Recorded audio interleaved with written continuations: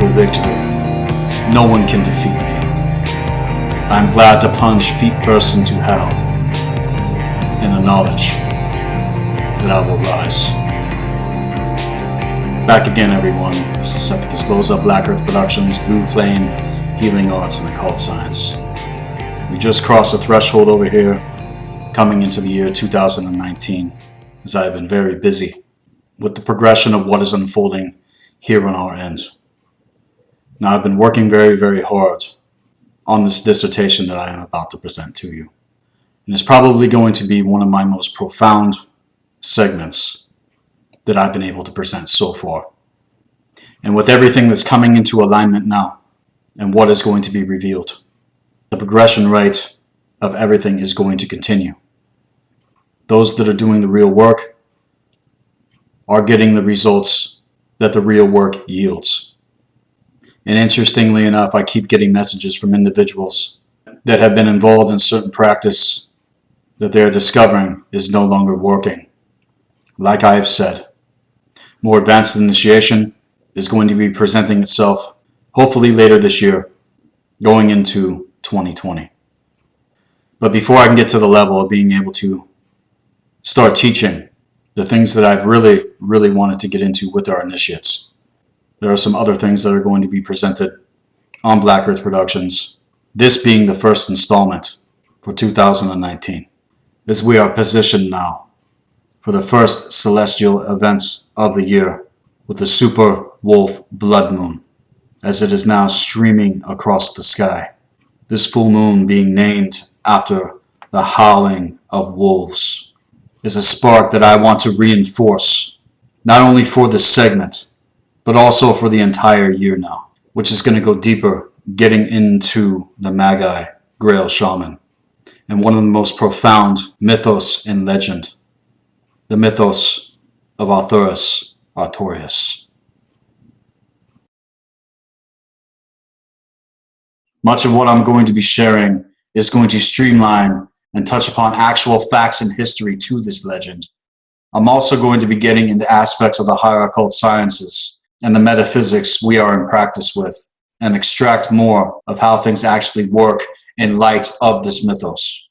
Hopefully this is going to bridge and pull together more, dealing a lot with occult symbolism and archetypes of sound, consciousness, energy, frequency, and vibration. So to start now with everything, the legend of Arthurus-Artorius, inspired by that which is beyond time and space, was recently brought back to me from within myself, sparked, and it struck me to know that there was more to everything than what has been written. That is when I decided I was going to do some magic and dig deeper into everything, and going through the process of how I conduct research and study.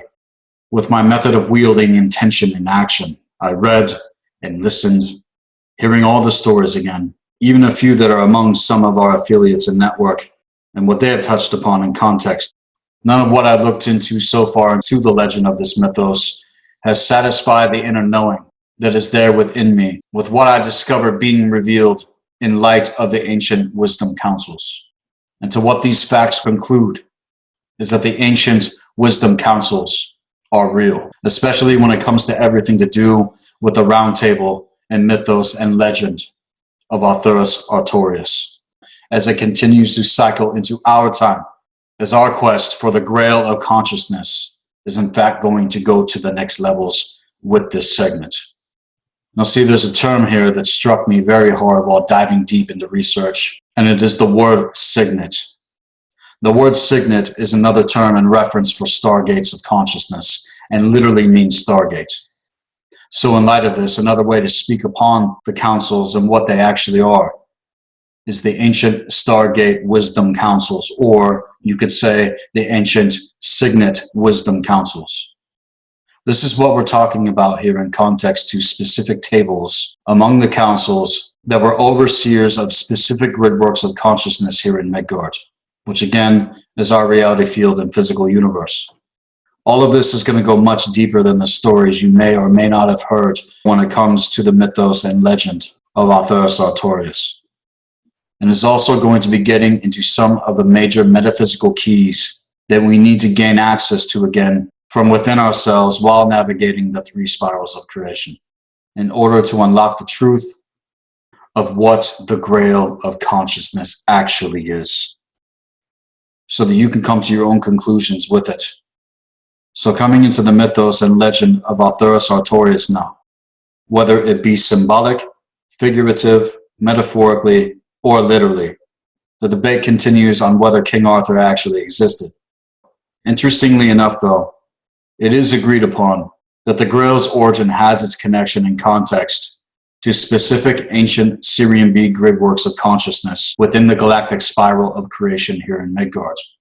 And with that, I will also conclude that this is not the only grid work the Grail is connected to. There are others. And whether or not people want to believe that King Arthur existed, it's to recognize that based upon what I've looked into and what I'm going to share in this segment will reveal the facts, which not only is one thing I'm going to attempt to prove in this dissertation, but again, take it even deeper to the fact that all is within. I feel it's more important to recognize what the mythos consists of on an occult level when it comes to the symbolism and archetypes of this legend, because they all go back to the universal laws of metaphysics and the eternal axioms. So for the sake of mythos and how these arts and sciences are explained in allegory, that is where I'm going to take things now with all of this. And we'll be here for you to decipher and look into for yourself as I progress forward with what I'm going to be presenting here on Black Earth Productions in 2019. Now, first with all of this, it is to recognize that the name Arthurus-Artorius, or Arth, was originally a title given to specific individuals in context to an embodied state of mind when it comes to consciousness. The root word Arth literally means bear. It's also a lot to do with what is revealed in the ancient Nordic mythos, which is where I'm going to continue to work from in context to my blood codes and shamanism specifically. And as things continue to expand and progress back into that which is beyond all tradition, this right here, with the root word Arth, is everything to do with the Berserker. The Berserker were totemistic warriors, both in physical reality and the spiritual realms at the same time. They're known for their unique martial skills and their ecstatic fierceness when their power is wielded and unleashed. They fuel this power from within themselves by performing rituals and weapons dance, along with many other things, and considered bears to be sacred. So in practice with Scythe and Galdr, which is where the Berserker work from, this consists of evoking the spirit and power and wisdom of the bear from within the Berserker. This was acquired for strength and power, skill and proper knowledge and wisdom. It gives them the ability and stealth and precision to literally overcome any adversary in a very swift and violent way when necessary. There are those that survive the trials of the wilderness, having to have dealt with extremely harsh circumstances as a part of their initiation as berserkers. They had to live in the manner of the bear itself and are forever learning its ways as part of the berserker shamanic warrior initiations. The Berserker, you could say, are spiritual special forces, okay? And so the Berserker, along with the Ulfhednar, are one of the two most advanced of Odin's most skilled warriors here in Midgard. Not only physically, but also throughout the 9 universes of Yggdrasil, into that which is beyond. And one of the most powerful things here in context is that the Berserker have a direct connection with Thunar, which interestingly enough there's also much to do with the precession of the equinox and the constellation Ursa Major, which is the bear. And according to Nordic astropsychology, Ursa Major, which is the Big Dipper for those that don't know, is Thunar's chariot, while Ursa Minor, the little bear, is the hammer of Thunar. And according to the mythos in reflection, Thunar is the protector of mankind, who wields the power of Mjolnir. It's very interesting in context how Ursa Minor circles the pole star in its rotation, and it's how Thunar is wielding the Mjolnir in a spinning fashion, while he rides his chariot across the sky in reflection. So too here, the Arth, in context to being the Berserker, in connection to Thunar, is Ursa Major, along with the wielding power of Ursa Minor. And see, all of this is also happening within the constellation Draco, as it coils around the pole star itself. If you keep looking at things from a two-dimensional linear perception, we are not going to evolve as far as I'm concerned.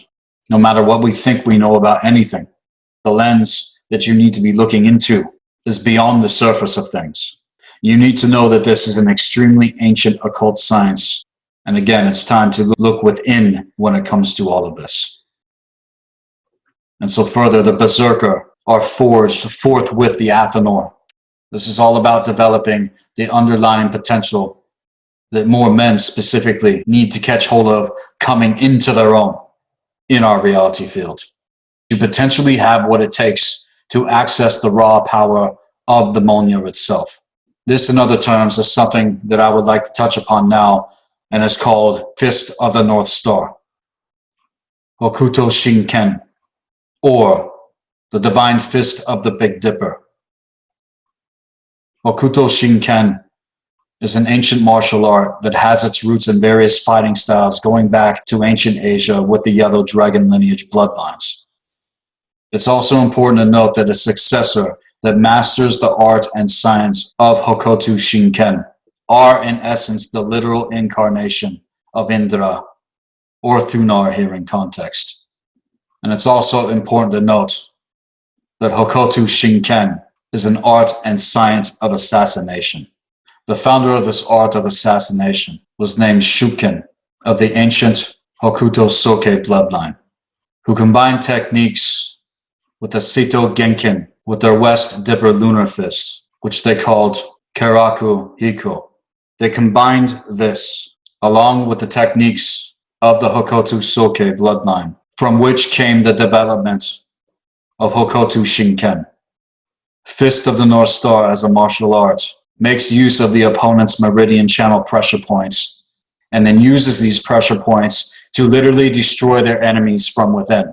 At the same time, the power of Hokuto Shinken can also be used for healing, and is so powerful that it can even revive the physical dead. And while a normal fighter mostly uses about 30% of their natural ability in a real fight, a Hokuto Shinken successor knows how to utilize his remaining 70% by utilizing and wielding the art and science of the dragon's breath itself. A Hokuto Shinken successor can also resist attacks on their own pressure points by sealing off their own meridians to attacks, and also have the skill to copy techniques after witnessing them only once, which utilizes the water element in reflection to water magic. At any given point, they have the ability to move in rapid violence with superhuman speed using another technique called the Rabo Shin Kyaku, which means the violent leg of thunder. Fist of the North Star leaps the opposition into the air and literally crushes them where they stand as they explode from within along the meridians and energy systems at the same time. So with the use of Toki, meaning fighting spirit, an expert successor of Hokuto Shinken can radiate Toki throughout the aura, while setting up for attacks with extreme focused precision and execution and power, and is used to launch the energy force itself, fueling attacks from very long ranges, or to defend the user from attack in the same capacity. The Shisheshi Tenshin, or 7-star point spirit, is a major secret technique of Hokuto Shinken that allows the user to move in a pattern resembling Ursa Major. This technique allows the user to attack their opponent from 7 blind spots inherent to the opponent's field of vision, with each blind spot corresponding to a star in the Big Dipper constellation. Hokuto Shinken follows the Ishi Soden tradition and can only be passed down from one father to one son in context to these specific blood codes and soul codes. And sons that do not succeed in becoming a successor are not allowed to practice the art, or risk having their memories erased or their fists destroyed. The ultimate Hokuto Shinken technique is the Maozu Tensi, which means nil thought rebirth. which can only be performed by one who completely understands and knows the depth of sorrow and sadness. Again, Hakotu Shinken is Fist of the North Star, and in other terms, Ursa Major. So to all of you dormant berserkers out there, you need to hear this in light of what the yellow dragons of the East were able to develop. We are individuals who are selected very early in life during the first phases of our training, ultimately by the higher force itself. Now you can take this into many directions, and if it is real with the individual, it will continue to go through the process of initiation in this, especially if it is held within the blood codes and soul codes of the individual, like it was with Arthurus-Artorius. And these potential berserker are seriously put through far more shit than I can actually say all at once. But they're within the Athanor. They are prepared for specific cosmic fighting units and cosmic special forces in context, chosen from among their peers to advance to the level of berserker. The Earth can be identified at any stage of progression while going through the process of healing and training when certain things come up and are in alignment with the ancient protocol, if they are willing to be developed accordingly. The berserker are capable of performing feats far beyond the abilities of certain warriors when they go into very high states of consciousness, which can only be achieved with the practice of Scythe and Golder, along with other things in practice that give everything I'm talking about its true validity, in tandem with the universal laws of metaphysics and the eternal axioms, in context to advanced practice and magic when it comes to the higher occult sciences. The state of mind that is achieved with the berserker is called the Hamramir, and the process one will go through in context to advanced Magi Grail Shamanic initiations will forever be in direct alignment with the blue flame healing arts and occult science and protocol of the ancient ancestors. With everything that's being developed and has been developed, it has already laid the foundation for this path work. Now to move further along into the mythos, getting into some actual facts and history. First, the name Ufa or Ufur is an individual that actually existed, which is very similar to Uther, the alleged father of King Arthur himself. So Ufur or Ufa, in context to some real history, was a Danish king born in the year 355. Later in life, he was given the title of Arth. Ufa became the Arth of Angles. Now to get a little bit more occultic here, you could say that when this happened, he was literally reborn within himself, which happened after he challenged the Prince of the Saxons and one of his champions in a duel in order to regain the Angles' honor. Now in context here, I'm going to take this to the leaders of the Anglo-Saxon raids, which took place in the 5th century, that were being unleashed during this time. The leaders of these raids were named Hengist and Horsa, who I've also concluded were leaders of the Mirgingas tribe among the Angles, which is confirmed according to Winzith, and is stated that Ufur's opponents belonged to a tribe called Margingas, and both of the accounts that were forged afterwards state that Ufa won a great kingdom as the result of his victory. Another nickname given to Ufa was Via the Mighty. So in other terms here, in context to some of the things I have already shared, you could say that Ufa or Ufur was given the title Arth. Ufa or Ufur or Uther, the Arth bear, the Arthurus-Artorius of the Angles, is who I'm talking about here. And see, what's even more intriguing is that it is also said that Ufa was direct bloodline lineage to Odin himself. See, the fact is, during this time, is that the Angles were already a dominant Germanic tribe in the Anglo-Saxon settlement of Britain. And Ufa is a legendary king in the genealogy of the kings of Mercia, presented in the Anglo-Saxon Chronicle. Mercia dominated England south of the River Humber. This period is known to some as the Mercian Supremacy, but this was during the reign of King Ufa, which was also known as the Golden Age of Mercia. He was also remembered for his dike that he designated the boundary between Mercia and the Welsh kingdoms. The Mercians stand out as by far the most successful of the various early Anglo-Saxon peoples Other historians have also said that the unification of England south of the Humber River was achieved during the reign of Ufa. Mercia was also a pagan kingdom, not Christian.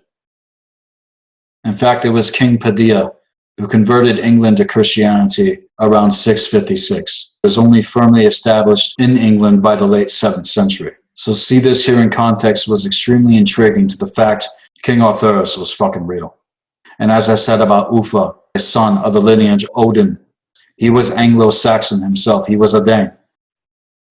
This is also everything to do with the white dragon of the north, laid out in context of Merlin's prophecy, which is also extremely connected to the ancient Tuatha, Druidic, Celtic, and Scythe and Gaul Nordic shamanic traditions going into prehistory. The white dragon consciousness is everything to do with the blue flame when it comes to the 12 original race lines, which is something I'm going to be getting more into in context as things unfold later in this segment. The earliest use of the white dragon as a sigil of the Anglo-Saxons can be found in the history of Britain. Now, where things start to come together even more is when I started to look into the fragments of Vortigern, King of the Britons, a 5th century warlord who did in fact exist during this time. And as far as I'm concerned, is everything to do with the inverted red dragon of Merlin's prophecy. It is said that Vortigern usurped imperial power in Britain in 425. But all this happened within a few decades during this time, as I'm taking it back to 388. And as I explain here, though information about Vortigern is obscure, it is confirmed that he did in fact exist and was a superbus tyrannus, or in other words, a super tyrant, who during this time made alliance with other tribes of the Angles by hiring Hengist and Horsa to invade the kingdom of Mercia and Northumbria, and then work to take everything over from the south within these raids from the east to the north. See, this is where the Picts and the Scots also show up in history, being opposed to Vortigern, who was the one to hire Hengist and Horsa to betray their people, who were in alliance with Ufa before he was made king of Mercia. They were among the real white dragons who knew the real history. Merlin and those who dwelt in Avalon were also among them. Vortigern, in light to Merlin's prophecy, is the inverted red dragon. Because listen, he was still in alliance with fucking Rome for the complete takeover of Albion. This was also happening during the time of the Inquisitions of St. Patrick and the takeover that was working to take place specifically in Ireland with the war against the Druids and the Twa. So the Irish were involved in all this during the same time as well. And after countless real fucking battles that took place in context to real history that ties into the mythos, it is written that Vortigern fled into Wales in order to escape the Anglo-Saxons. And see, at this time, again, the kingdom of Mercia was Anglo-Saxon and pagan in context to the animist traditions of Albion. And though history in context alludes that the invasions of the Mirgingas tribes was who he was fleeing from. See, after Hengist and Horsa were defeated by Ufa, the Migringas tribes revolted against Vortigern, even killing Vortigern's son in the process, and routed Vortigern and his people in retreat back to his hill fort in Dinas Emrys in North Wales. Every day his men would work hard, attempting to erect the first of several towers that were set to be constructed there. But every morning, when all of this was happening, they would return to find the masonry collapsed in heaps. This continued for many weeks until Vortigern was advised to seek the assistance of a boy who was not conceived by mortal man, as was the riddle he was given. Vortigern sent his soldiers out across the land to find him, and the man they were led to was named Merlin Emrys, or Merlin Ambrosius. Vortigern, then following the advice of his council, planned to make murder and sacrifice of Merlin and a dark ritual in order to appease the supernatural powers he was in service to. See here, this all goes back to the dark gods themselves. This goes back to the macrobes and the microbes, who were preventing him from building his towers and Dennis Henry's. Merlin scorned this shit, which was also part of how the White Dragon was holding off the inverted red. And Merlin explained to Vortigern that these towers could not stand due to a hidden pool containing 2 dragons. He explained how the White Dragon of the Anglo-Saxons, though winning the battle, would later be defeated by the inverted red dragon of the Welsh. It's also to recognize that all of this happened before the complete takeover of the religion of Christianity in the 9th century. The White Dragon lineages led and were the guardians of Albion. And Vortigern is what inverted symbolism of the red dragon actually represents. The people of Vortigern, which again means super tyrants. They are the inverted red dragon of their book of Revelation.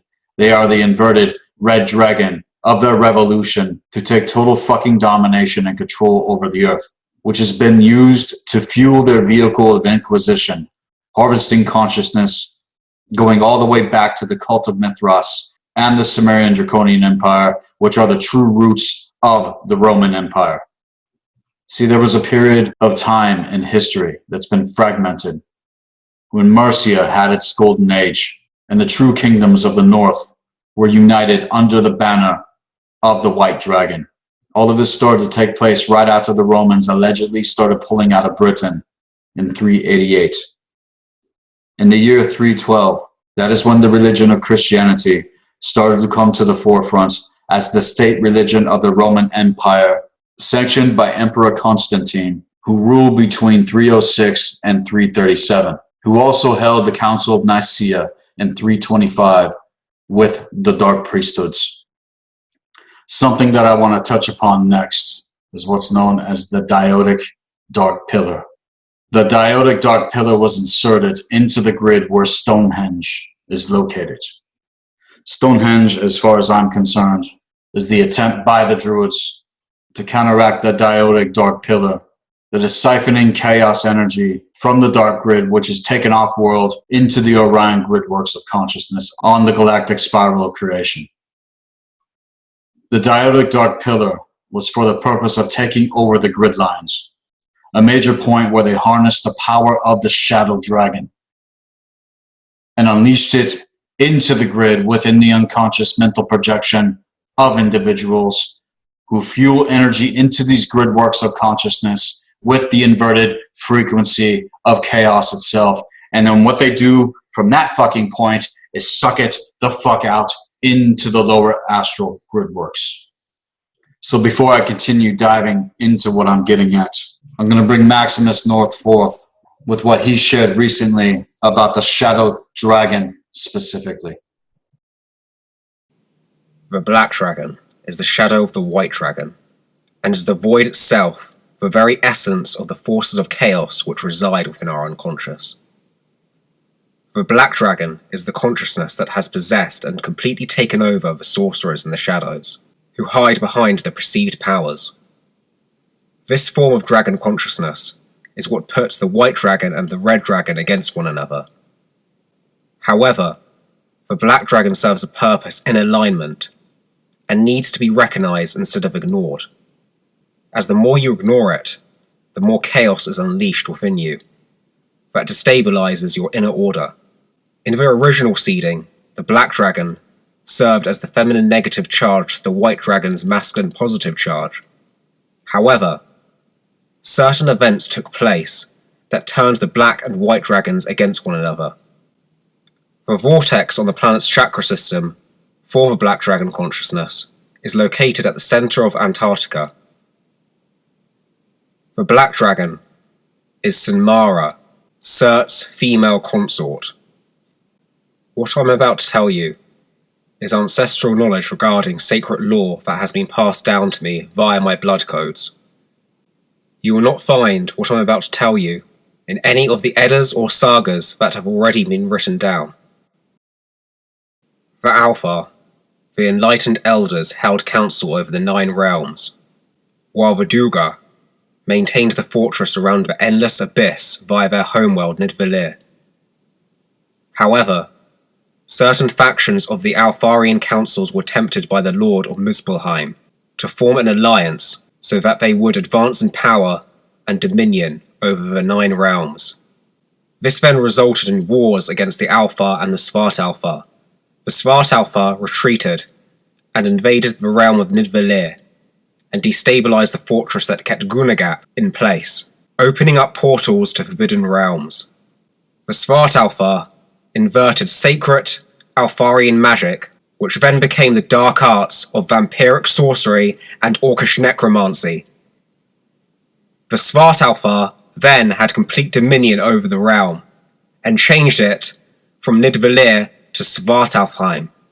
This then sent the Duga into an exodus and diaspora via the other realms, though from time to time they were still able to claim portions of their homeworld back. The only way that the realm of Svartalfheim can go back to its original setting as Nidvalir is if the Svartalfs heal themselves from the actions of betrayal they decided upon many aeons ago. This means facing our own shadow and healing from the darkness that has kept us ignorant, keeping us in karmic cycles, must be recognised, as this is all part of our own consciousness, on an individual level and a collective level. I am only allowed to present a fraction of this sacred knowledge, as I have a responsibility to be a keeper of the Albionic mysteries. And with that, we're going to go ahead and take a break now. And when I come back, I'm going to continue to dive deeper into the mystery of Arthurus-Artorius. This is Sethikus Boza, Black Earth Productions. We'll be right back.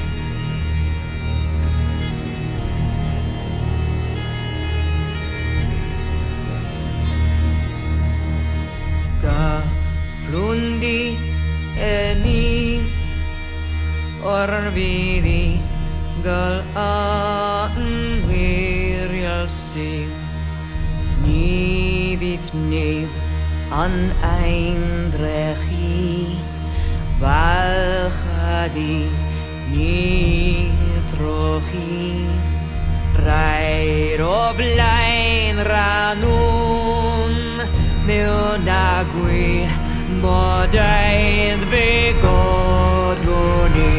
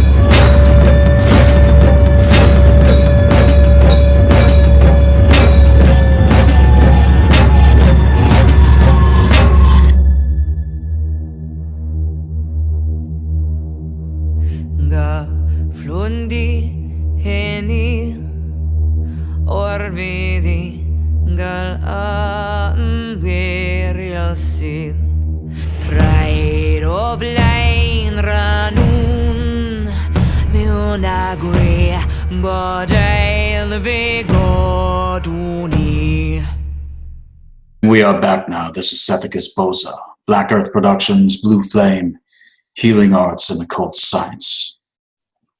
And to continue forward now with this dissertation, Stonehenge, in a sense you could say, is both a wormhole and a portal, and is the mandatory chess piece for the checkerboard mutation to remain operational into all of the global dark grids that have been laced out in our reality field.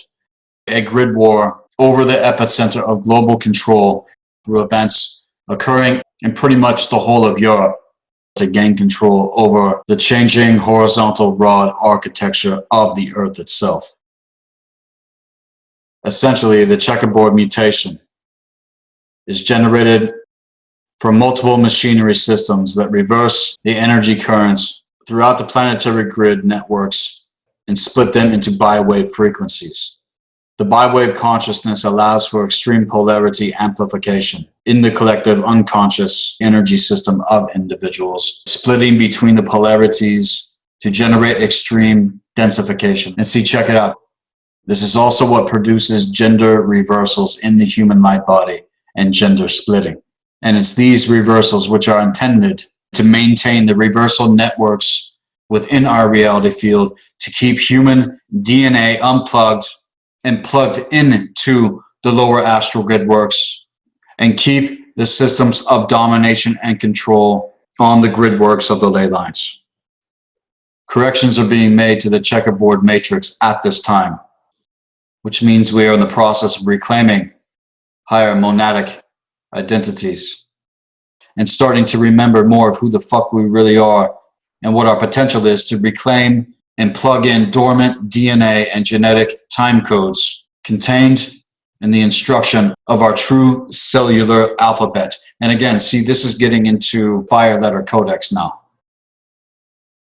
Fire letter codex. So the focus during the recent series of Paladorian activations has been focused upon masculine rod healing in the 2D layers specifically, through the reclamation of the authentic manifestation of the original template itself. The epicenter of the recently resurrected gold ray body template is found in the UK and is being run right now to activate the Avalon Albion genetic codex related to the lineage of Arthurus-Artorius himself. And again, take that back to what I said about the lineage of Odin. Arthurus-Artorius is the protector of the Albion architecture and is a crystal guardian Avalon consciousness that has been in stasis within the earth. And until the tri-wave consciousness could return through the crystal star, hosting to rehabilitate the gold body core template designed for those that are meant to integrate the original template. This has set the Dark Ones into a retaliation and frenzy in order to regain control of these areas, not only within the UK, but every single point on the grid lines of the Earth itself.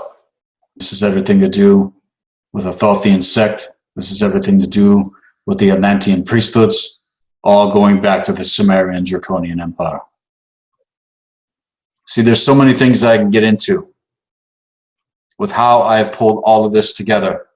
But going back to the legend of the mythos, Ufa or Ufur would have been exactly 33 years old in 388 when all of this started to formulate. Now listen, it is said that Vortigern was born in 394, which is 6 years after the Romans allegedly started pulling out of Britain, right? Now with this, it's to also recognize that Vortigern is a fucking title. Just like Arth is a title, Vortigern is a fucking title. So in context, I'll say a new Vortigern was born in 394, who may very well have been very close to Ufar in light of the mythos when it comes to the legend of Arthurus-Artorius, and did set to betray him, sent by the dark priesthoods to infiltrate the Albions and seat with the ancient wisdom councils. So in light of Vortigern's defeat by Ufar and the Scots, the prophecy of Merlin, here in context to true history, is what actually fucking unfolded. And after his defeat, again, Vortigern fled into North Wales, and every night, as I was just getting into, Vortigern tried to build these towers to his castle. Vortigern was then advised that he needed to murder and sacrifice Merlin. Vortigern then pursued Merlin, who again literally scoffed the agenda while speaking face-to-face with Vortigern about everything. And then it's said that Vortigern goes to excavate this hill, allegedly freeing the dragons. But as they continued their fight, and with Merlin telling Vortigern that the red dragon finally defeats the white dragon, in doing so, He also reveals that it would only destroy himself.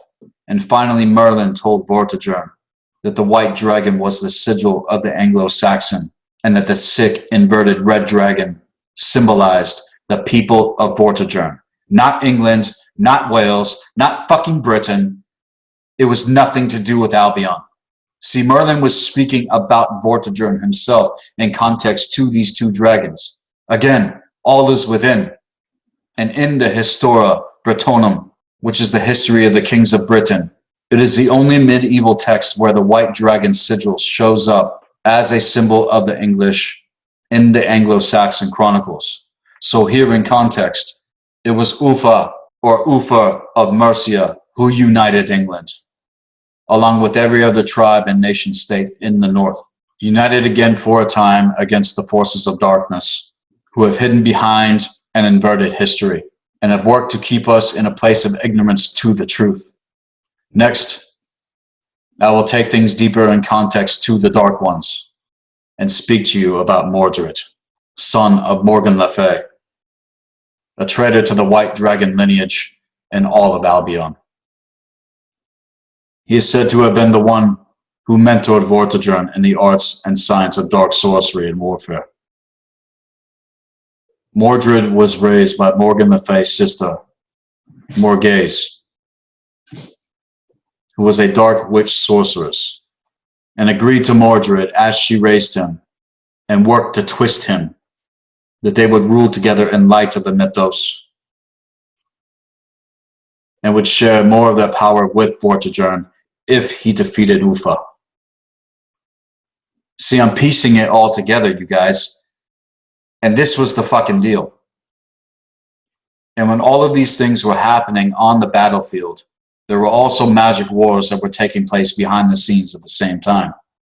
Mordred and his hordes were able to murder more of the Magi Grail Shaman who existed at the time, once he finally caved into Morgase's agenda. Mordred took their staffs of power to the castle in North Wales, into the towers that Vortigern was working to build for everything. This is also to do with geomancy and grid lines as well. And the reason the towers were not able to continue to be built is because the macrobes require blood. And after Vortigern was driven back by the Angles and Anglo-Saxons of Mercia, Morgase was training Mordred in the dark arts, while Mordred was training Vortigern, teaching him to fuel rituals in order to unlock specifically the dark force of the alchemical union. This has everything to do also with the antagonistic core, the shadow dragon, in reflection and trajectory of the unconscious mental projection injected in through the people of Albion in the south, to set in opposition the white and red dragons within the seats of the four cardinal directions of the ancient wisdom councils, which is a reflection of the round table of Arthurus-Artorius.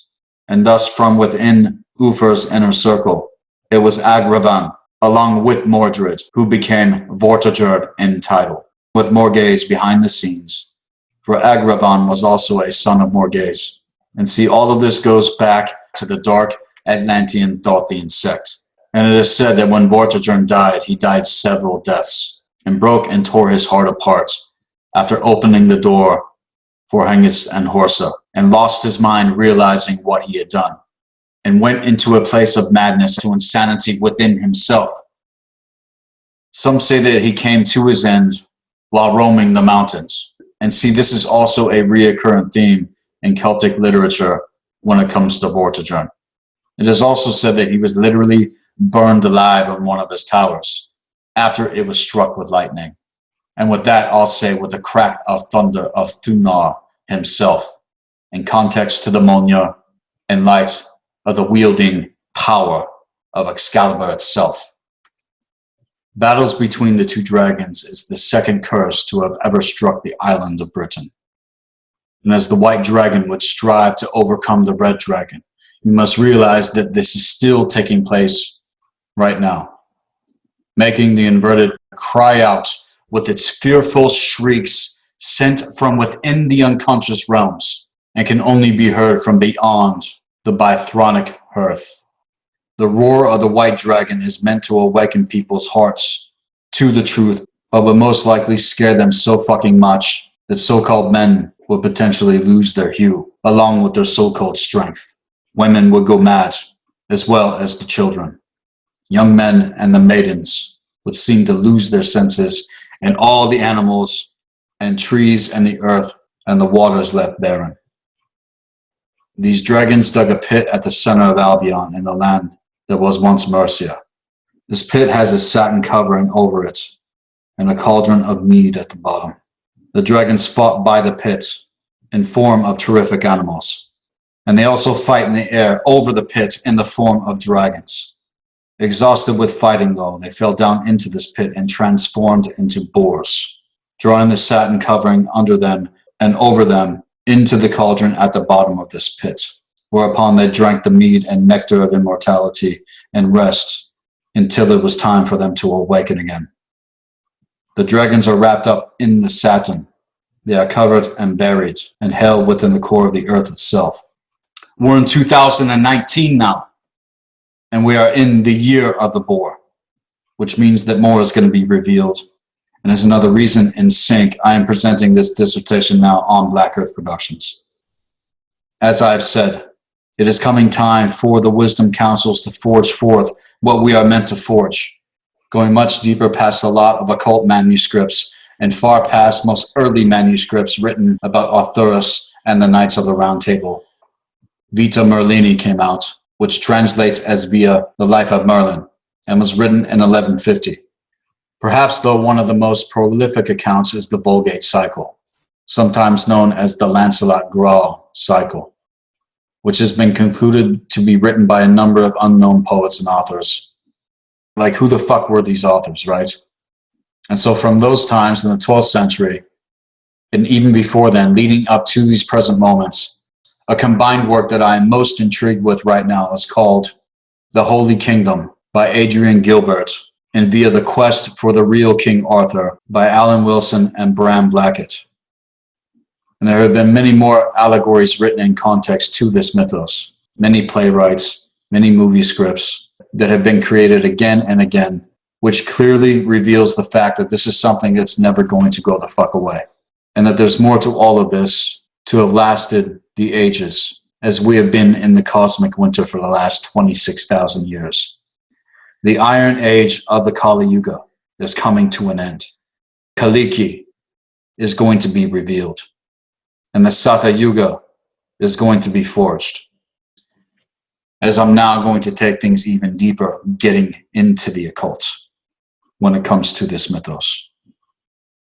Arthurus Pendragon, son of Uther Pendragon, was born within a druidic Magi Grail Shaman lineage that was originally from Nohasa and later exiled to Loas, Atlantis. And as he grew, and after he came into his full initiation and rites of passage into the order of the Magi Grail Shaman, Arthurus and his Signet Council Knights were commissioned by the ancient wisdom councils to fulfill the 10 AD to 27 AD Emerald Covenant mission of the Magi Grail Shaman, who were previously unable to complete their mission due to the Hyksos Shepherd King raids in the 23 AD Essene Divide.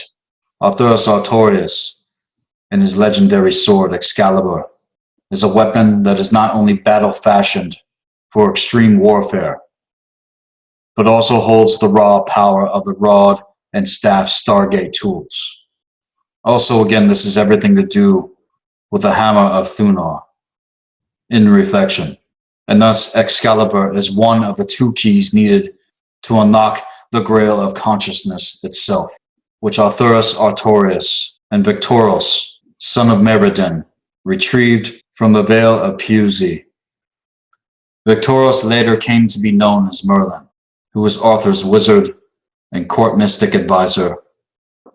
Mordred, Merlin's father, was a Knights Templar Anu Melchizedek dark arts sorcerer, while his mother was of a Celtic Magi Grail Shaman bloodline that hailed originally from Loas, Atlantis.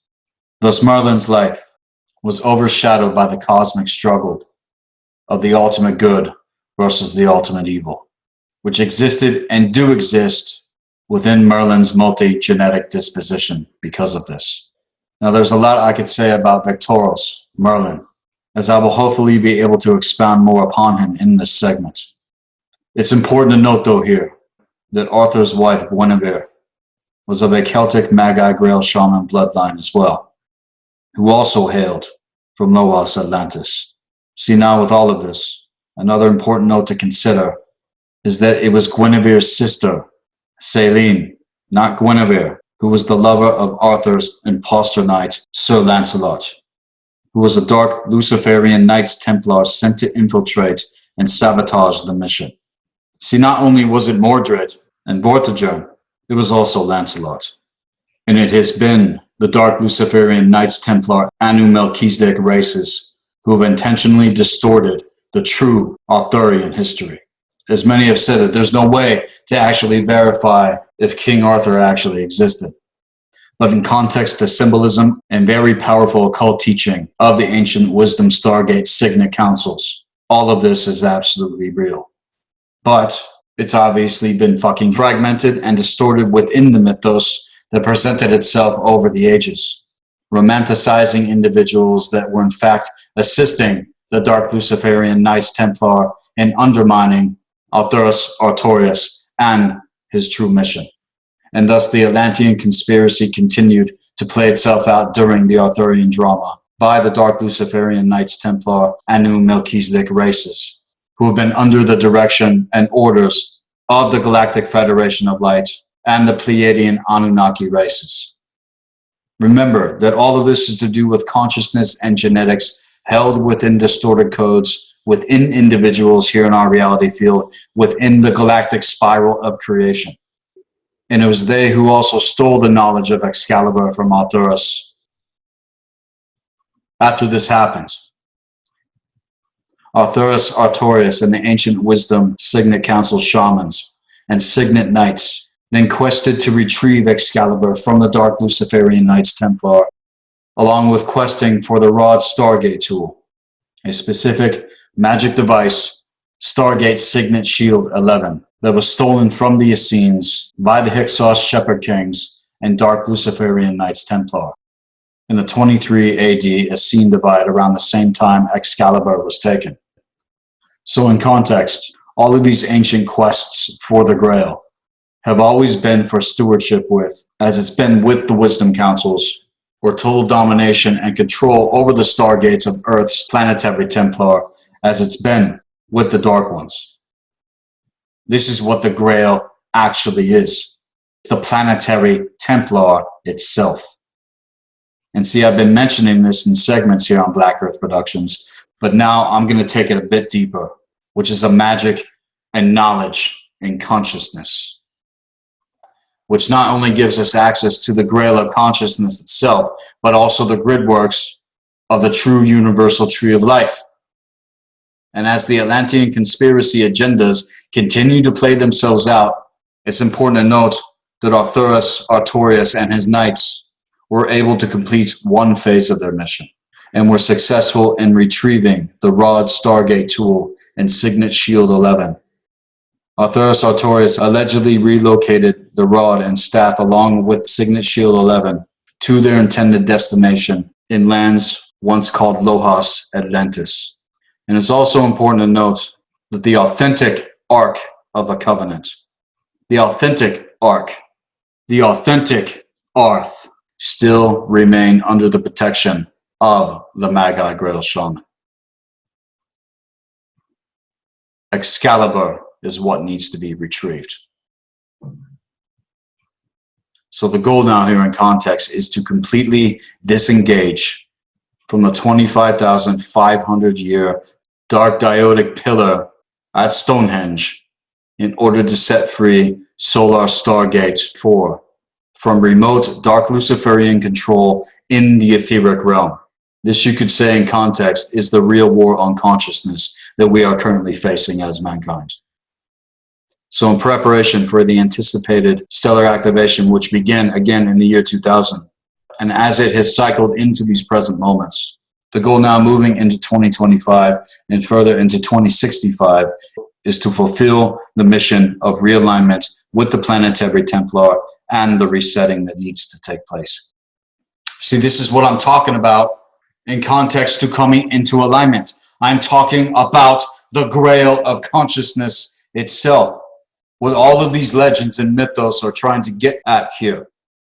This is in context even to the primordial nectar, the lapis philosophorum of the alchemical process, the stone of truth, which is extracted from within yourself, where all truth is unveiled. Not only the truth of what the fuck is really going on, but the truth of who you actually are.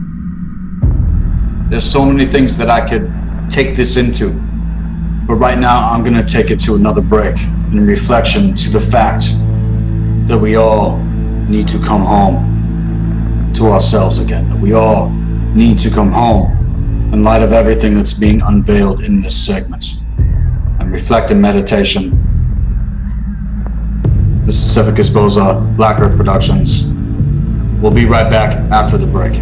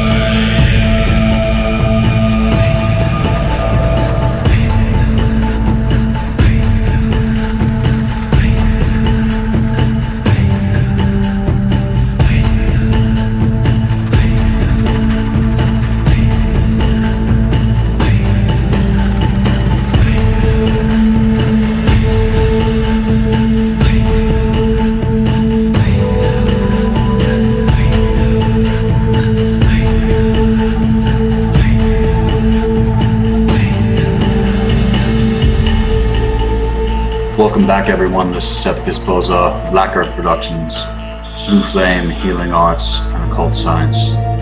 And in this segment, we have been diving deep into the Magi Grail Shaman and the legend of Arthurus-Artorius. I've touched upon many things within the first hour of this segment, and as I continue getting into what I am unfolding, hopefully you, as the listener, are considering initiation into the Blue Flame, Healing Arts, and Occult Science. Because see, with all of this, this is where I am going to be taking things into the real, in context to magic and the higher occult sciences, with even more advanced initiations that are going to be presenting themselves for those that have already been initiated into the Blue Flame, Healing Arts. For those that are interested, check out our website at blackearthproductionswithaz.com. Click on our services link. And if you want to experience the full spectrum of initiation designed with this platform, then line things out with me for the full pack initiation, which I am running right now with a 20% off discount. All of this includes one-on-one mentorship with me, with everything that is lined out on the website, and also full access to the Black Earth Library, which holds over 30,000 books of occult reference material that you are not going to find access to on this level anywhere else on the face of the earth. This is a legitimate mystery school that I have been able to create and have been through the trials of initiation myself to be in the position that I am. And as we continue to grow and expand in consciousness, I invite you as the listener to step on through the oaken doors so that you can get access to what is there within you to unfold in these present hours along with us. For those that are interested, send me an email at blackearthproductions@hotmail.com, and I will indefinitely get back with you. And so now, as things are moving forward, I'm going to continue to dive deep into this mythos and extract even more, getting into the occult mysteries of the Magi Grail Shaman. Before the break, I was talking about what it means to actually be in alignment. In the context to the mission here, the realignment with the Planetary Templar and the resetting that is meant to unfold started happening back in the year 2000, leading up to 2017. We got to drive this motherfucking shit like it ain't nothing gonna stop us. We're not out of the fucking woods yet. And since Arthurus allegedly buried the authentic Ark, concealing it from not just the Dark Luciferian Knights Templar, but also the Jehovian and Draconian Anu Melchizedek bloodlines, who have also been in quest to claim the Ark and keep it from its resetting place. Both of these factions began a crusade eons ago to destroy and distort any remaining records of Atlantis, Lemuria, let alone Pangaea. In contrast, though, historical records and intentional planting of falsified Atlantean maps were tactics used by the Wisdom Councils to deter the Dark Ones from fully retrieving anything. Again, the true knowledge is under the protection of the Magi Grail Shaman themselves. It was only after the Arthurian Grail quest that bloodlines of the Anu Melchizedek races progressively rose to positions of political power, launching continued campaigns, forging empires, who spread disinformation in context to the true mythos, create historical distortions, unleashing many genocides and crusades against the Magi Grail Shaman bloodlines and every single one of the original 12 tribes races themselves. In 1244 AD, the Cathars, Magi Grail Shaman families in southern France, were the first to start writing about this legend again. But these manuscripts were destroyed by the Omicron Draconian Church of Rome in the Albigensian Crusades, from which many murderous crusades followed, including the Round Table decimation of the Bruja and the Mua Lemuria Magi Grail Shaman lines of North America. See, this is specifically to do with the Native Americans and the Native South Americans, along with the goal of eliminating every other shaman line on the face of the earth. It was long known among the Knights Templar and Omicron Draconian Anu Melchizedek human inner circles that the location of the central control site, Grual Point for Earth's planetary shields, is actually here in the States. And see, that's why it's been so fucking dark in context to willful ignorance and apathy and cowardice to truth.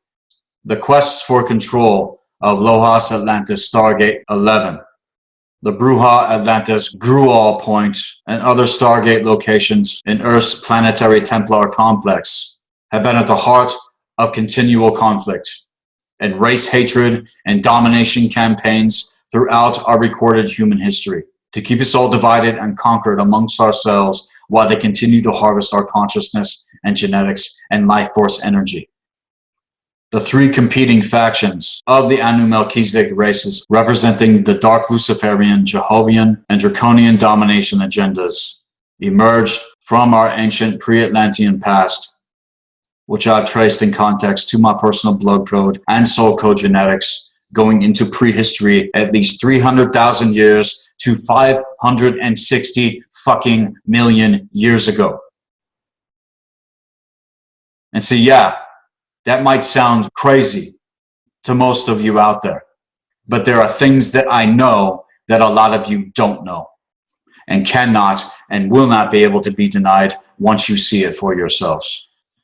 See, again, I don't want anyone to take my word for anything. I want you to look into what I am talking about here, come to your own conclusions with it. And if you do, you're probably going to get the same confirmations, because I'm not fucking around with anything that I present. And so as the Dark Ones have been moving all of us towards their contemporary interior world government, one world order agenda, as part of the planned, premeditated Atlantean conspiracy strategy. In 1750 AD, the Galactic Federation and the Pleiadian, Nuberian, Anunnaki races began making remote contact with the quote-unquote chosen ones, the descendants of their respective Anu Melchizedek races, who carried the DNA template implantation, allowing for telepathic rapport from their genetic ancestral lineage. And after rising into covert power in Europe and various other regions, the Galactic Federation and the Pleiadian Nuberians, motivated to infiltrate and subvert by the Jesuit Jacobin Society, the American Revolution, and the founding of the United States of America, inspired by the dark Luciferian Knights Templar and Anu Melchizedek Illuminati agendas. This contact progressed from the infiltration of the ancient traditions in context to religion, and have controlled the dogma from within their inner circle elite occultists. And the New Age movement is primarily dominated by Jehovian, crystalline Sirius A, dark Luciferian, Marduk, Necromission, Alpha and Omega Centauri women, and crystalline Sirius B, dark Luciferian, Centaur, Omega Centauri men, and some Necromission Andromedan channel contacts. Also following covert surveillance that began in 1916 with the Zeta Grays specifically, as they began physical interaction with Earth on behalf of the Zephyrim, Reptilian, and Insectoid Draconian agenda races of Orion. In the 1930s and the 1940s, human Anu Melchizedek descendants of the Zeta Zephyrim, Omicron Draconian, Dragon Moth, and Otacron Avian Reptilian Draconian agenda races of Orion entered the One World Order domination treaties with the Orion Zeta Regalian races. And see, listen, again, we're talking about grid works of consciousness on the galactic spiral of creation. It's not happening out there. It's happening here from within individuals. This is grid works of consciousness that I'm talking about here. And the Zeta treaties initiated what has become the contemporary UFO movement.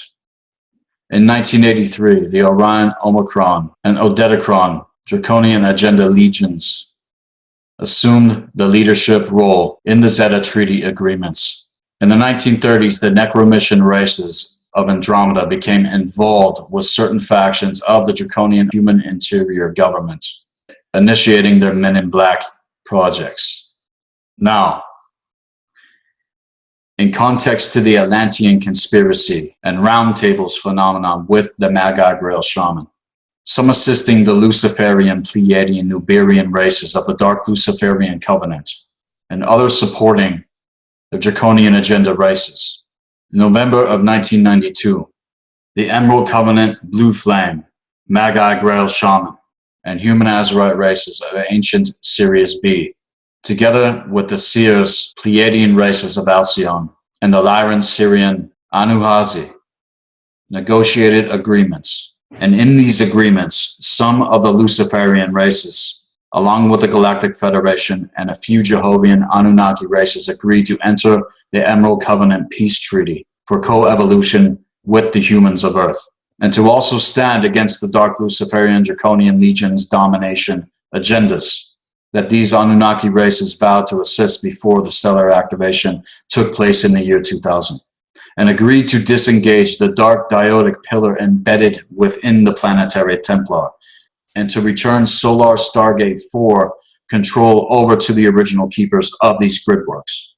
But the Galactic Federation continued to orchestrate, as they have, in alignment with the Atlantean conspiracy Dark Luciferian Covenant. And in January of the year 2000, when the stellar activation commenced, most of the Anunnaki legions defected from their agreements established in 1992, reverting to their Dark Luciferian Covenant domination agenda. On July 5th of the year 2000, further negotiations were being attempted with the Anunnaki legions with the Treaty of Altair. And then in the month of August of the year 2000, individuals among the Magi Grail Shaman gathered at Machu Picchu, Peru, to facilitate the transfer of Solar Stargate 4 back into the hands of those to whom it's meant. And see, Altair is a completely different topic, but is very, very fucking important. This is where they were required to release the Dark Diodic Pillar from the Planetary Templar and return the grid works of Solar Stargate 4 by August of 2000. But see, all of them defected, and they continue to defect. And it's like I fucking said about the Dark Ones. And we are still facing the final conflict drama of the Atlantean conspiracy right fucking now. See, this is what all of this mythos really goes back to, in context to the Thothian sect, who went to war against the Magi Grail Shaman, and context to what happened among the wisdom councils. See, this is us. We are the Magi Grail Shaman who have incarnated on Earth and have been now specifically for the past 100 years. And it's us, the Magi Grail Shaman bloodlines, who are here to assist humanity in context to everything that has been presented on Black Earth Productions. And because Arthur wasn't able to fully complete the Emerald Covenant mission, it's what we are here to complete now in these moments, moving into 2025 and into 2065.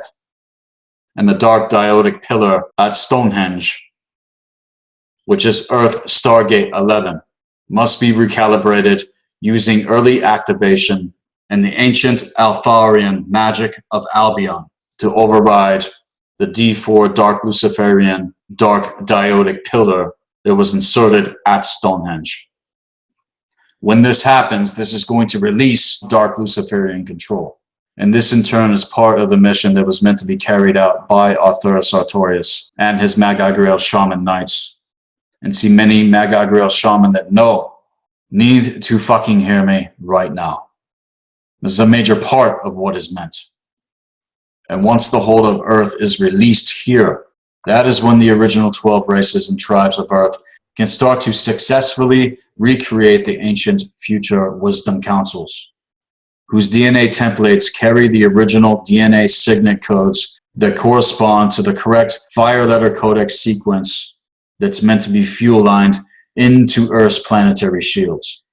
And through compiling the realignment mission by creating ritual with the magic of the Round Table Stargate Signet Councils today, the Dark Luciferian, Atlantean, Sumerian, Draconian domination agenda will be overcome in our present time period. I mean, what the fuck is this really all about? And see, now I just dropped some major occult knowledge that have been presented so far in this segment.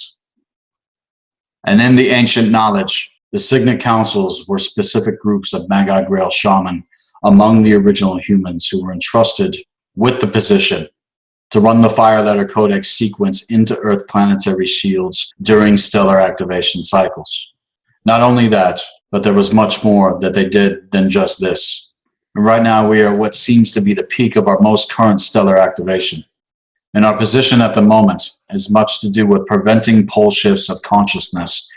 And it's been very intense the last 18 years or so with all of the information overload that many seem to still be drowning in, not knowing the difference when it comes to proper knowledge and wisdom. And thus the question still arises within me. What is the viable proper knowledge and wisdom that we need to be focused on? See, many of the things that I feel are very important, I've shared on Black Earth Productions. But when it comes to speaking about pole shifts in context, again, until people recognize that all is within, what I speak upon in my segments is most likely going to be in one ear and out the other. So please, for your sake, cultivate this idea from within yourself as I continue. And when I say pole shift, what I'm referring to in context is the current misalignment of consciousness that needs to be pulled into alignment from within the individual and perpetually start to heal itself when it comes to not just the things we've had to deal with in this lifetime, but taking it even deeper, going into the core wound of humanity itself, which again was everything to do with the cataclysm of Maldek. And if you don't know what I'm speaking about, then you're going to want to go back and listen to other segments I presented on Black Earth Productions, going over things again and again and work your way up to this dissertation. I cannot keep going over things again and again with each segment. Everything is going to be there for you when you're ready to take these things a bit more seriously in passion with what I am sharing. Because the fact is that all of this did happen. And in context to the current pole shift in consciousness, which is at a 23.4 degree access point in trajectory here. Again, we are here to catch up the soul cycles as we work progressively at pace to restore Earth's divine blueprint from within ourselves, and then potentially work it with one another, as above, so below, as within, as without. And for what it's worth in context to the task of the Magi Grail Shaman, all of us are meant to be throwing the planetary shields of Aramentia, which in other terms you could say is Earth's highest frequency of consciousness. Yet right now as it stands, some of you listening and many others are still locked into the parallel Earth timelines and still do not recognize what we have actually been cut off from. Now, with everything in context, this is specifically to do with the perspective of the ancient Syrian B grid works of consciousness. It's not to discount other grid works of consciousness or groups or tribes or other races or ways of explaining what the fuck is really going on. It's simply a part of what I'm here to do and unfold in memory in these present moments with everyone to whom it's meant. And now that I've been prompted to share these things with you, I'm now going to be getting into what is happening specifically within not only the solar spiral of creation, but dig deeper into what's taking place on the galactic spiral as I continue to extract things happening on a multidimensional level. Now, to get into the round table of Arthurus-Artorius and what that actually is, it was at this table, which was also known as the Kunderain table, that the proper knowledge and wisdom was held sacred in context to the universal planetary Templar complex, and thus wielded by the Magi Grail Shaman of every original human race at the round table of this legend. Now with this first, I need to explain what the Kunderain actually is, and then follow up getting into the universal planetary Templar complex, taking it deeper into where I want to move things forward in this segment. Now first, with the Kunderain, know that there are three primary sound fields of consciousness, energy, frequency, and vibration. You could even equate this in context to the original template, which I've spoken about before, has a 3-core chakra system. On the 9, on the 12, which is 13.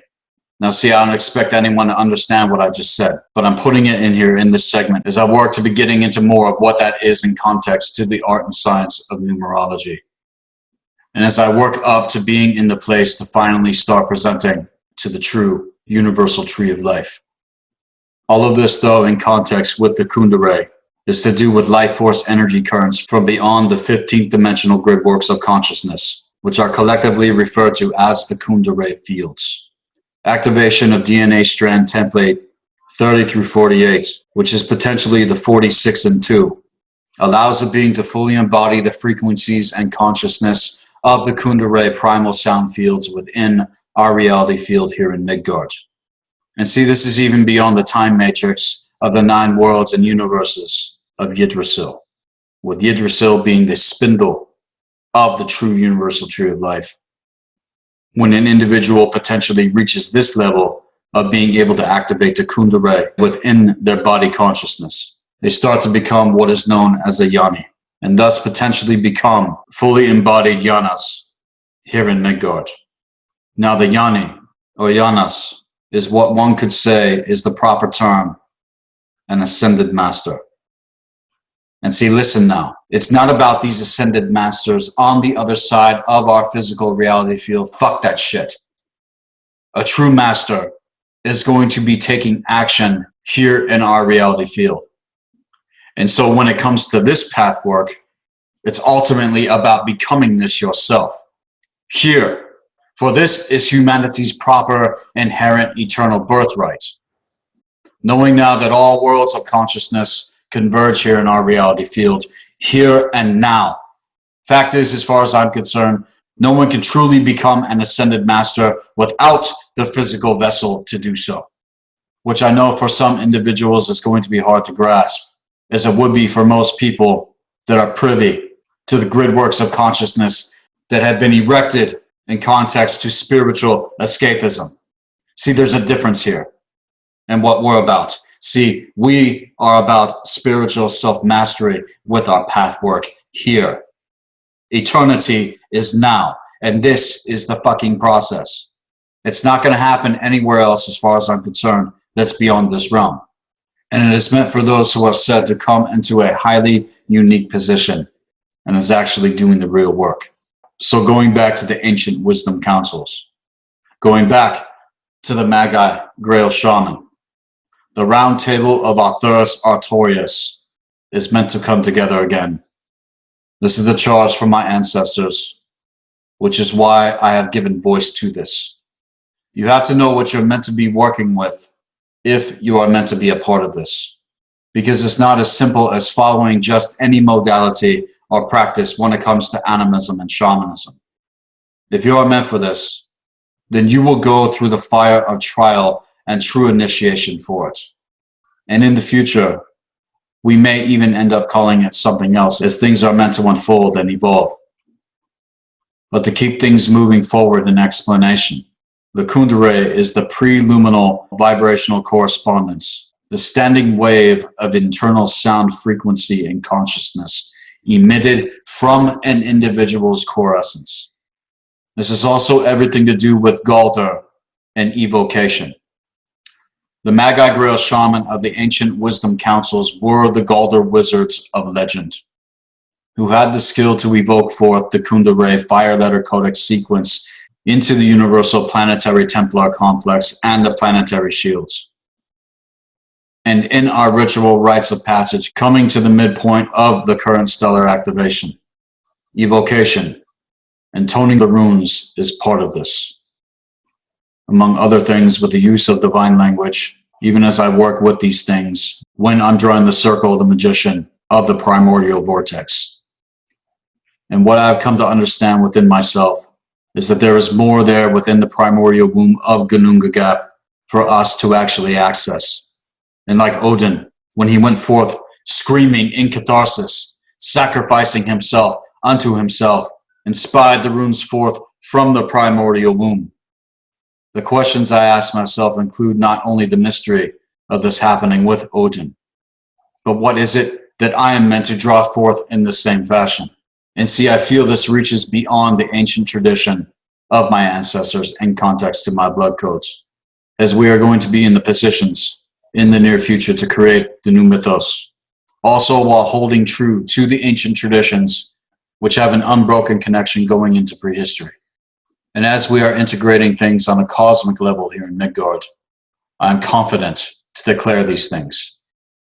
And eventually everything that's been revealed to me and entrusted with me, that I'm going to potentially be able to unveil and reveal on a universal level in the coming years as things progress. My heart begins to swell up, feeling the potential of all of this. See, all of this is very real for me. But that's the difference here. And with what the ancient Syrian bees correspond to the combined original sound currents, from which the Kira Shah primal life force currents emerge. Another way of looking at the ancient Syrian bees in context to the ancient tradition of the ancestors, you can indefinitely equate them with the Alpha, who were among the original humans in context, and were among the true ancestors who are awakening from within us when it comes to soul code genetics. Fact is that the primal sound fields are vast fields of consciousness, living energy, which sprang from the first expression of creator source into manifestation on a multidimensional level. These sound fields form the consciousness energy that is stepped down into various expressions within the primal light fields. And in the process of Creator Source stepping down living units of consciousness into living matter.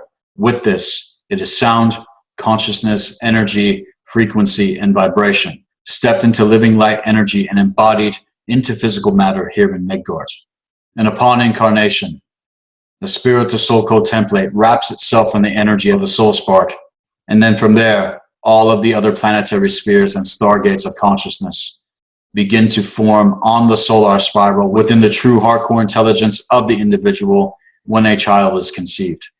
The light fields are made from more dense frequencies than the sound fields, since they are the next step down in creation. And unfortunately, this for the most part is never cultivated by the parents, because this knowledge has not been present in our reality field for a very, very long time. All of this is encompassed, though, within our physicality. And if we could but learn to remember how to access this power and consciousness, it will indefinitely be a great benefit to not only ourselves, but the future generations. Think of the primal sound fields as the inside songs that are sounding and spinning and dancing throughout all of the three spirals of creation. See, everything in manifestation has its core sound, its core song, its signature core frequency of consciousness. Now see, you need to include yourself, you who are listening right now, which in turn is your unique position to potentially be an expression of your own connection to the higher force and creator source itself. If potentially tapped into and wielded correctly, it's also the note that in context here, to the overlay of the distortion fields within the mental and emotional bodies, there is more than one source of consciousness. And with that, now imagine the sound of the signature core frequency of the dark ones, and you will get a better idea of what springs forth from the abyss, which again is the inversion of the primordial womb itself. I have to put this out there as a disclaimer because not everyone on earth is of creator source. Logically, if that were the case, then the world would not be in the slave state of mind that it is in context to the human condition. And so these chains of lower consciousness that is literally killing us, this is what we must fucking break.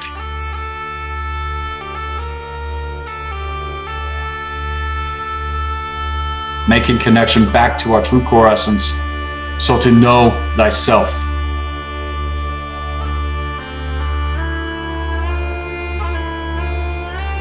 And with that, we're going to take another quick break.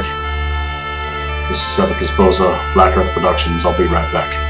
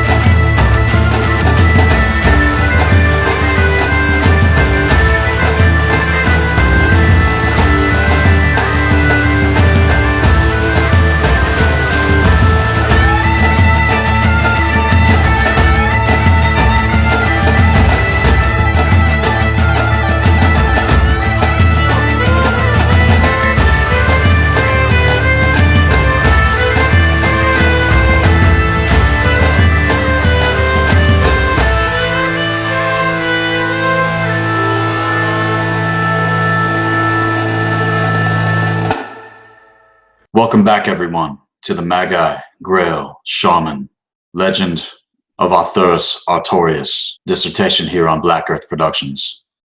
My name is Sethikus Boza, Imperator of the Blue Flame, Healing Arts and Occult Science. And now to move deeper into this segment. This is the pathwork of wolves and motherfucking dragons, not the pathwork of sheep and slaves. And as we work to get access to the original template that is there within our core essence, these are the consciousness living sound fields of the ascended master collectives who are meant to rise again here. This is the ancestors. And see, how are you going to tell the difference with any of this until you realize that all is within? Ultimately, the difference is going to prove itself. And to further know the proper knowledge and wisdom of what the Grail of Consciousness actually is, let alone knowing how to wield it correctly in context with Excalibur. It was these knights who formed the Signet Councils among the Magi Grail Shaman, and who went through the real process of initiation to not only first master themselves, but so that they would be able to be in the position to even start mastering the power of Excalibur itself. This specific group of Magi Grail Shaman among the original humans assembled in the 4th evolutionary round, who are still today commissioned in our current 5th evolutionary round. And again, this is the Atlantean cycle, the 5th cycle that I talked about. And so here, being commissioned in the current 5th evolutionary round, we are meant to run the Kundalini primal sound currents and fire letter codex from beyond on the 15th dimensional primal sound fields, driving this frequency of consciousness into Earth's planetary shields and the universal planetary Templar complex. The last attempt of the United Wisdom Councils took place over 26,000 years ago and did not succeed, which led into what took place in context to what the ancient Syrian beings refer to as the Dark Luciferian Rebellion. Alas, we find ourselves in these moments still, working to remember with all the broken leaves and fragments of consciousness that were splintered off on account of this happening. At the same time, though, we are closer than we ever have been to remembering more than I can say all at once. And even though we are still in the process of piecing things back together again, it's to know that it was never truly lost and never can be. It's only simply been forgotten, which is why we must fight and why we must remember. As it is waiting ever so patiently to be found again from within the individual that has felt the pull and is seeking it. And by running the Kundalini during this present stellar activation, this will enable the Earth to retain its natural electromagnetic balance and avert the ongoing pole shift of consciousness we are dealing with in context to the AI transhuman timeline that is going to continue to unfold here in our reality field, whether the fuck we like it or not. If people do not wake the fuck up to what's already been exposed, it's only going to get worse for them in context, let alone become increasingly more difficult getting to the place of being able to integrate the true arts of the higher occult sciences in the face of all of this as it needs to be, working to restore the original organic D12 planetary alignment from within ourselves, first on the solar spiral and then the galactic, and then potentially getting access to the universal spiral and the true universal tree of life itself. Again, as I've said, until humanity learns to remember that the heavens above are within us on a multidimensional level, we are not going to evolve. That is how everything works in context to much of what people have alluded to, seeing things from just a two-dimensional linear perception. So for those that are looking to the sky, pay attention, for you will witness phenomenon continue to manifest because those of us who are doing the real work.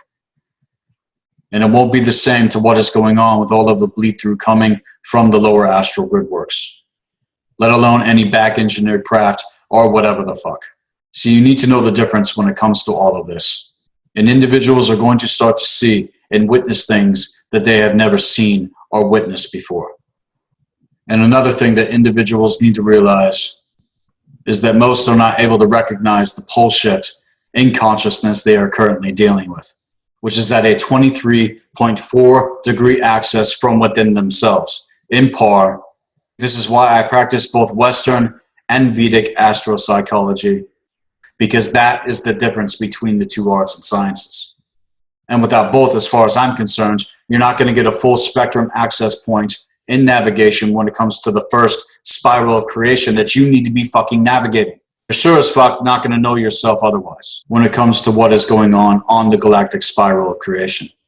See, before you can truly navigate what I'm getting into here with this segment, the solar spiral needs to be mastered on a certain level first, along with more advanced systems of gnosis when it comes to the art and science of know thyself. And when working with these arts and sciences, I've reached the point in some cases where I've literally experienced the raw power of Excalibur itself, surging through my being in a way that I cannot even put into words, traversing and traveling all of the grid works of consciousness on the three spirals of creation, as it was said that the wizards of old could travel the stars. It is felt as if from time to time that I've left this world again and again, only to find myself here again present with all of you as it is. So being in alignment with what the ancient ancestors have been working to unfold, I've worked with them and I'm working with them in context to my blood codes and soul code genetics. This dissertation is getting into more portions of what my soul code genetics have revealed to me in confirmation and reference. But remembering what is meant to unfold here in our reality field, this is all of our responsibility. The Urite Tricloister Emerald Order Magi Grail Shaman bloodlines are in short called Keepers of the Blue Flame. So when I talk about the Blue Flame healing arts specifically, this is what it comes back to. Not only am I a keeper of the Blue Flame, but I am a keeper of the sacred tree in context to the true universal tree of life with my blood code lineage.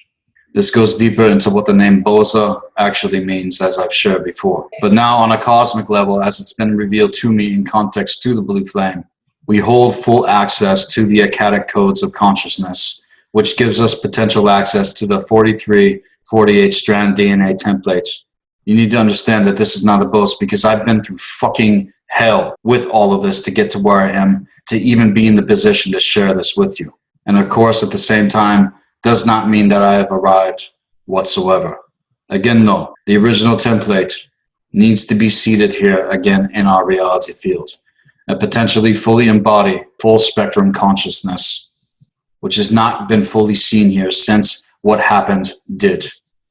Not only this, but also the electoral tonal patterns, which is everything to do with the fire letter codex corresponding in connection to the first level of individuation directly with Creator Source itself.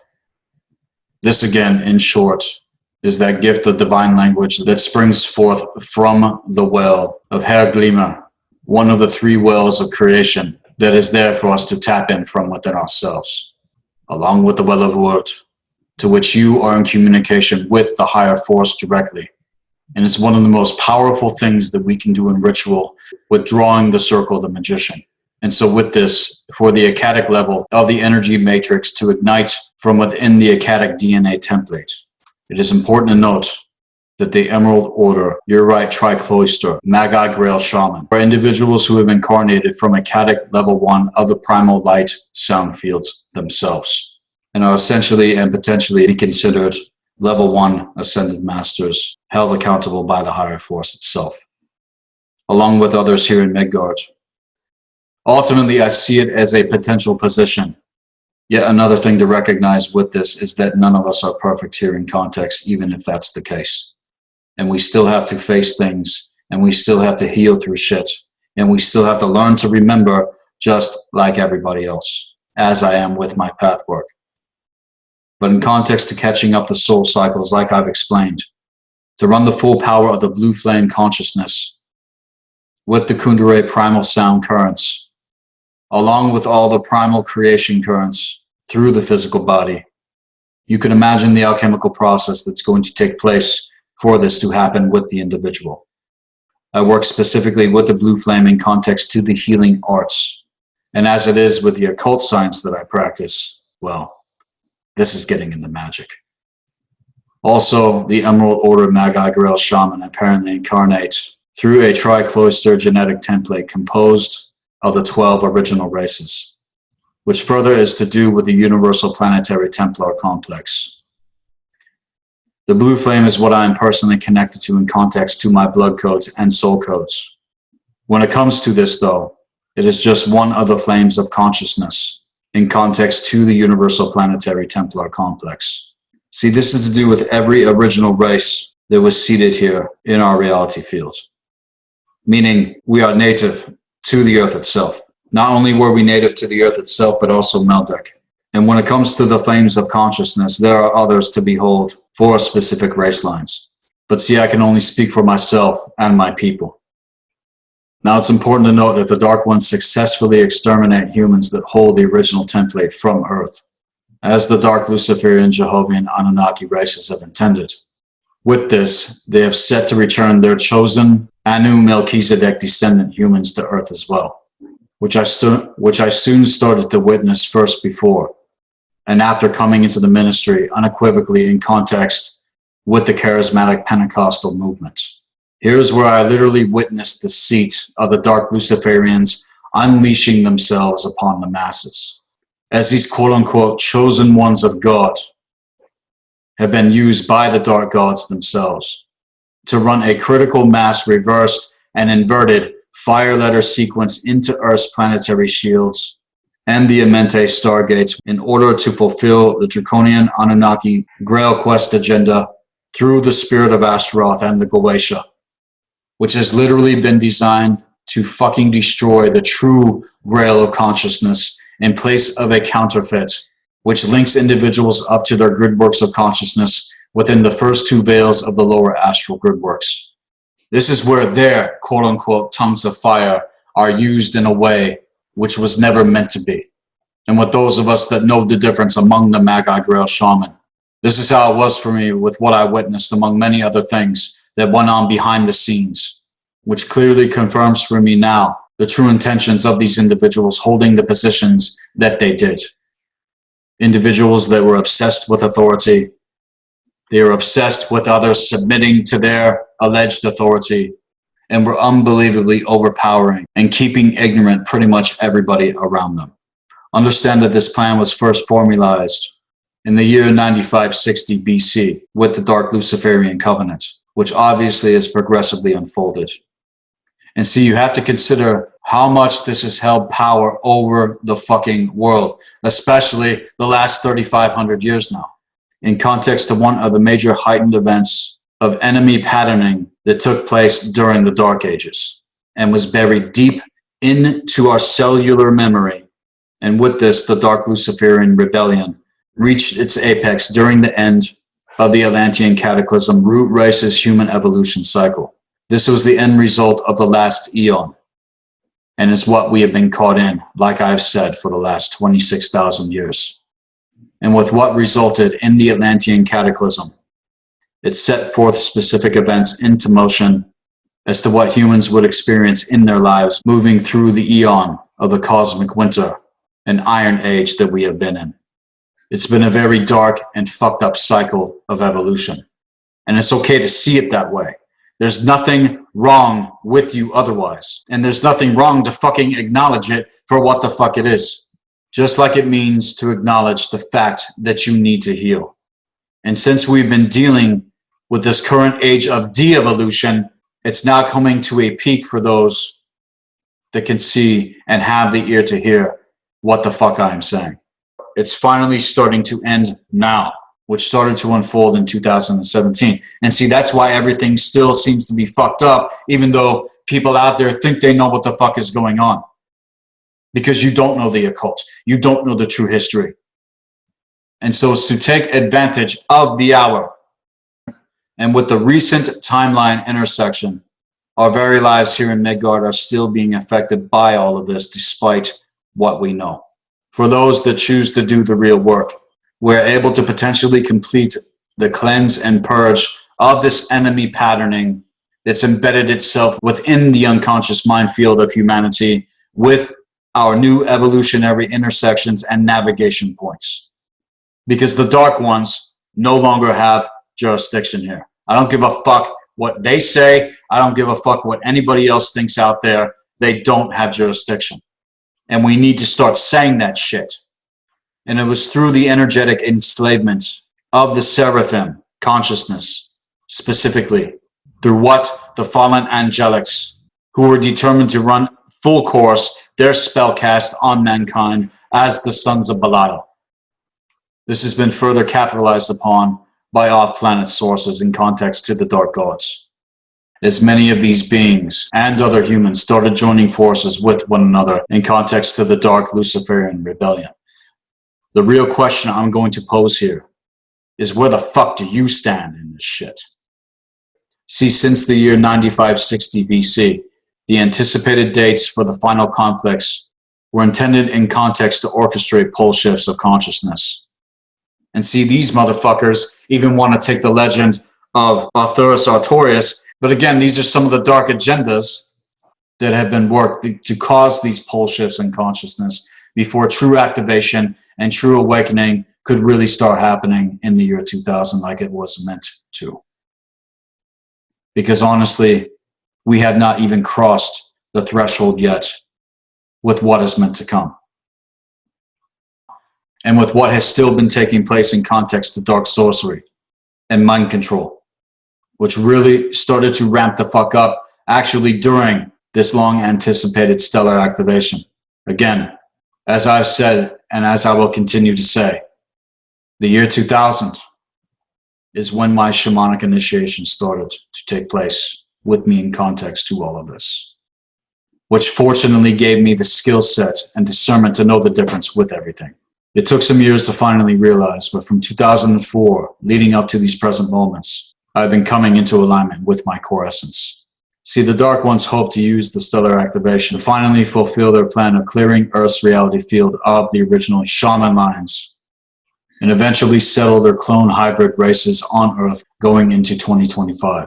This was the predicament that I faced going through the first stages of what I did, and had to face this shit with no knowledge of any of this when it happened. But there is no doubt with me when it comes to any of this in confirmation and what I have found myself to be directly in trajectory with. And though I am finally at a good place in my life right now to really focus on this path work on a whole other level, I'm still on the front lines of this war, which is a major part of why I do what I do. And though they have attempted this, we must remember, and to the fact that they have utterly fucking failed, and the hour for those of us who know the difference to who we are, we will potentially stand witness to the totalitarian exploitation and domination crumble to nothing with individuals that fucking get it, that chooses to walk the fuck away and actualize from within themselves, going into a true initiation into the occult. And when what is finally meant to unfold happens, you have to know that it all starts with you as an individual. The Dark Gods first gained a serious stronghold on Earth in the year 25,500 BC. And again, even harder, about 3,500 years ago. And thus even more, about 200 years ago, they ended up seizing control of Earth's D4, Universal Solar Stargate. And the D4 Stargate is everything to do with the upper and lower astral grid works of consciousness. Here it is also to mention that they don't own the astral. The astral dimension is simply the pre-matter clay, or you could say the new clay of us, in context to consciousness within the nucleus of the cell itself. It's where they have set up shop, just beyond physical sight, and is one of the many backdoor hook-ins, which on an unconscious level gives the Dark Gods access to the etheric body of humans, which is made up specifically of the mental and emotional bodies, having a direct effect in triangulation with the 396 in physicality. Again, locking us into the 1, 2, 4, 5, 7, 8. This is why 0 is so fucking important. This is why the circle of a magician needs to be reinstated. Also, I want to mention the fact that the name Lucifer in context is an inversion in terms and semantics. And here is everything to do with the false cold light which sprang forth with the hybrid Pleiadian Anunnaki races, with the Lelutian Orion family of Thoth, Enki, and the Zeta Zephylim, along with the fallen Anu Satian family of the Marduk Seraphim races of Andromeda race line. So you need to understand that all of this goes back to the cult of Mithras and the Sumerian Draconian Empire. Humanity was here long before this shit ever went down. So in context to the distortions, it is the 4th and the 11th pillars of the Universal Planetary Templar complex given way to the antagonistic core, essentially compromised for the last 26,000 years. And it's from this dark Luciferian hybridization that the Semjazi Luciferian Anunnaki and Marduk Luciferian Anunnaki Draconian races made, in alliance with the new stellar crystalline Syrian bees, who are traitors to my kin on a cosmic level, and are nothing to do with my ancestors in context to the ancient Syrian bees. I've alluded to this before in segments, but see, there's a major fucking difference going on here. You could even say that the crystalline Syrian bees are the dark elves in context to the ancient Nordic tradition. And see, already with this, there are major lines of proper knowledge and wisdom coming together in trajectory with everything I'm sharing on Black Earth Productions. And see, it's from this that the Alpha and Omega Centauri emerged. And it's this collective of Anunnaki races who promote their systems of domination and control with many overlaid agendas to keep us distracted from discovering not only what the fuck is really going on, but who we truly are here in Midgard as humans. And yes, it's also everything to do with all of the conspiracy shit that is out there when it comes to the New World Order, which in truth is the Old World Order, and you don't even see the real New World Order agenda implementing itself, which many of you that think you know what the fuck is really going on are condoning. And see how much more is there for you to behold with what is meant to happen and with what is happening, which is why you need to be initiated into the occult to know the fucking difference. When it comes to our kind, we now continue to merge forth in this hour of ours. Individuals like myself and many others that I hold in high regard and honor, who have not only preceded me, but some of which I've been working with directly. Some of them have been my mentors, and with others are individuals that I hold myself accountable to in context to what they are teaching, standing with me as I'm holding all of our initiates and those I have poured out into accountable to everything. Because now we have access to the true grail of consciousness for real, held within the true secrets of the blue flame and the true universal tree of life. But to become a keeper of the blue flame, the rites of passage, and to come to know the mysteries of what the true universal tree of life unveils, like it was for the ancestors, are laid out before individuals, as it has always been. And with that, I think I'm going to wrap everything up for this segment and go into a part 2 with this dissertation. For anyone that is ready to be initiated into the blue flame healing arts and occult science, send me a message at blackearthproductions@hotmail.com. Check out our services page at blackearthproductions.com. Again, stay posted for part 2 of this segment as we keep the fires of Ganun Gagat flowing forth. I'm going to be touching upon what the Grail of Consciousness actually is. This is Sethikus Boza, Black Earth Productions. Be empowered. Be encouraged.